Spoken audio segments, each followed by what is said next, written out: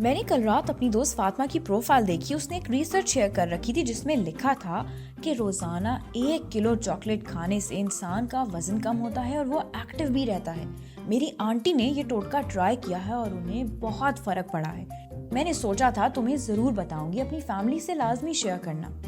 पिंकी फातिमा की आंटी को तो नहीं जानती, लेकिन अगर ये करने से उन्हें फर्क पड़ रहा है तो शायद पिंकी का भी ये मैसेज आगे फॉरवर्ड करने से किसी का फायदा हो जाए।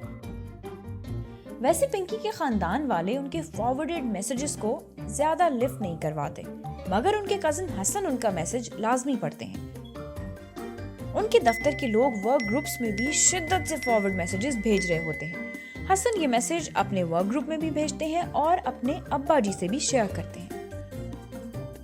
अब्बा जी, जिन्होंने चंद दिन पहले ही व्हाट्सएप यूज करना सीखा है, उन्हें लगता है कि व्हाट्सएप पर आने वाला हर मैसेज 100% दुरुस्त है, वरना लोग ऐसे मैसेजेस आगे ही क्यों फॉरवर्ड करें। वो इस मैसेज में एक लाइन ऐड करते हैं जिसमें वो लिखते हैं, इस मैसेज को ज्यादा से ज्यादा शेयर करें ताकि हम लोगों की मदद कर सकें, और अपने तमाम दोस्तों को फॉरवर्ड करते हैं। उनके दोस्त जो मैसेज आगे फॉरवर्ड करने में उनसे भी ज्यादा तेज हैं, वो ये मैसेज आगे हजारों लोगों में फॉरवर्ड करते हैं और अब हर कोई किसी ना किसी की मदद करना चाहता है।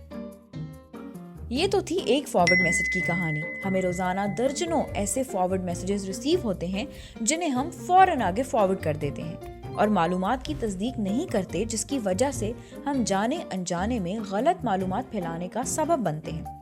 याद रखें कि गलत मालूमात आगे फॉरवर्ड करना किसी की सेहत के लिए भी नुकसानदेह हो सकता है, लिहाजा गहरा सांस लें और अपने हाथों में ठहराव लाएं। कोई भी मैसेज और इन्फॉर्मेशन बिना तस्दीक किए आगे मत फॉरवर्ड करें। हाँ, मगर ये वीडियो आगे जरूर फॉरवर्ड करें।